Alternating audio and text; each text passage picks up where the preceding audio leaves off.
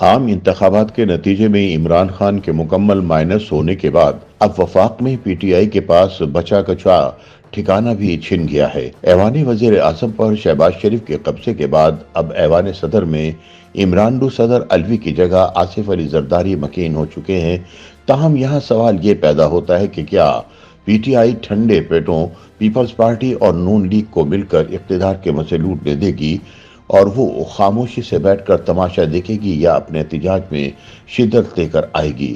روزنامہ امت کی ایک رپورٹ کے مطابق اس سوال کا جواب یہ ہے کہ تحریک انصاف کی قیادت کو بالواسطہ طور پر مذاکرات میں انگیج کرنے کی پالیسی برقرار رہے گی، جس کی تصدیق گزشتہ روز شیر افضل مروت نے بھی کی ہے کہ اسٹیبلشمنٹ سے ہمارے رابطے ہوئے ہیں، مگر ان کی شرائط سخت ہیں جن پر عمل کرنا ممکن نہیں ہے۔ اس طرح چند روز پہلے بیرون ملک بیٹھ کر خوفناک پروپیگنڈا کرنے والے دو یوٹیوبرز سے لا تعلقی کا اعلان بھی اسی جانب ایک قدم دکھائی دیتا ہے۔ تو ایسا لگ رہا ہے کہ حکومت اور اسٹیبلشمنٹ کی جانب سے تحریک انصاف کے ساتھ گاجر اور چھڑی یعنی کیرٹ اینڈ اسٹک والی پالیسی برقرار رکھی جائے گی۔ اگر وہ حکومت کے لیے زیادہ مسائل پیدا نہیں کرتے تو اس کے عوض انہیں ریلیف دیا جائے گا۔ یہ ریلیف اسیر رہنماؤں کی معقول تعداد میں رہائی کی صورت میں بھی ہو سکتا ہے اور کے پی حکومت کو آزادانہ طور پر کام کرنے کا موقع دینے کی صورت میں بھی روبہ عمل آ سکتا ہے۔ دوسری طرف چھڑی کی پالیسی کے تحت محسن نقوی کو مرکز میں بطور وزیر داخلہ لیا گیا ہے، جو پی ٹی آئی کے لیے سخت پالیسی کی نمائندگی کرتے دکھائی دیں گے۔ یہ طے ہے کہ شہباز حکومت کی پشت پر اسٹیبلشمنٹ پوری طاقت کے ساتھ کھڑی ہوگی اور اسے پرسکون انداز میں کام کرنے کا موقع فراہم کرنے کے لیے ہر طرح سے فیسیلیٹیٹ کیا جائے گا اور اس کی راہ میں آنے والی رکاوٹیں دور کی جائیں گی۔ موجودہ مخلوط سیٹ اپ کو اگرچہ شاخ نازک پر آشیانہ قرار دیا جا رہا ہے، مگر یہ بھی حقیقت ہے کہ اس سیٹ اپ میں تمام بڑے پلیئرز کو کچھ نہ کچھ حصہ ملا ہے۔ مرکز میں پیپلز پارٹی اور مسلم لیگ نون ساتھ ہیں تو پنجاب نواز لیگ کے حوالے ہے۔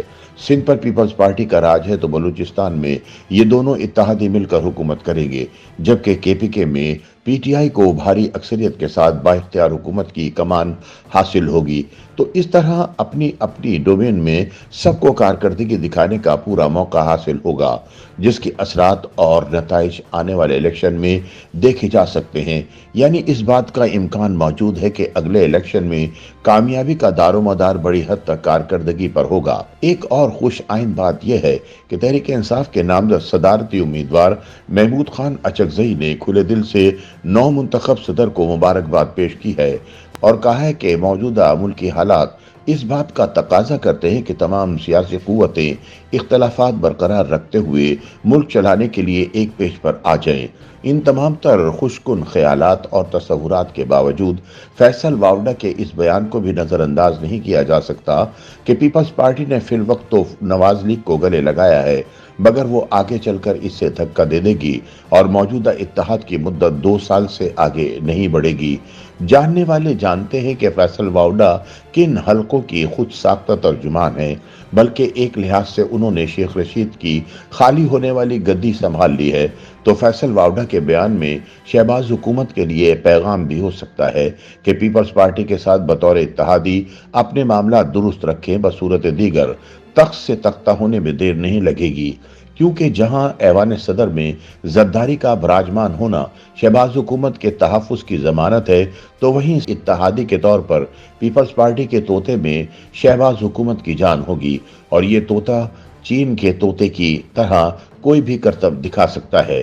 دوسری جانب تجزیہ کاروں کا ماننا ہے کہ صدر آصف علی زرداری سیاسی حرارت کو نیچے لانے میں بڑا کردار ادا کریں گے۔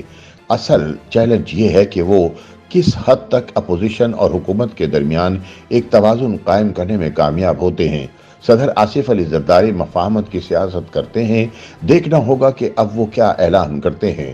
پیپلز پارٹی ہمیشہ تسلسل سے سسٹم اور آئین کی پاسداری کرتی رہی ہے اور آگے بھی یہی امید کی جا سکتی ہے کہ سیاسی حرارت کو نیچے لانے میں بڑا کردار ادا کریں گے۔ سیاسی استحکام نظر آنے کی امید ہے، لیکن معاشی معاملات یقیناً قابل غور رہیں گے اور چیلنجز بھی بہت سخت ہیں۔ اگلے 2 سال مسلم لیگ نون بھی کہہ چکی ہے کہ مشکل رہیں گے اور دیکھنا ہوگا عوام پر اس کا رد عمل کیسے آتا ہے۔ मुबस्सरीन के मुताबिक पीपल्स पार्टी ने यही कहा था कि इशू टू इशू बात करेंगे, लेकिन वो गवर्नमेंट को साथ लेकर चलेंगे। 2018 में हम पर हाइब्रिड निजाम मुसल्लत कर दिया गया था। उस वक्त जुडिशरी समेत कमोबेश मीडिया भी इस अमल में शामिल रहा।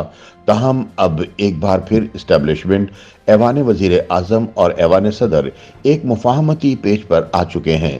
अब देखना यह है कि ये मुफाहमती सेटअप जारहाना रवैया अपनाने वाली तहरीक इंसाफ के साथ कैसे डील करता है। YouTube पर गूगली न्यूज देखने के लिए youtube.com की सर्च बार में गूगली न्यूज टीवी टाइप करें। गूगली न्यूज के पेज पर सुर्ख रंग के सब्सक्रिप्शन वाले बटन पर क्लिक करना ना भूलिए। YouTube पेज पर अपलोड होने वाली वीडियो से बाखबर रहने के लिए बेल आइकन पर क्लिक कीजिए। आपको हर नई वीडियो के बारे में नोटिफिकेशन मौसूल हो जाएगा।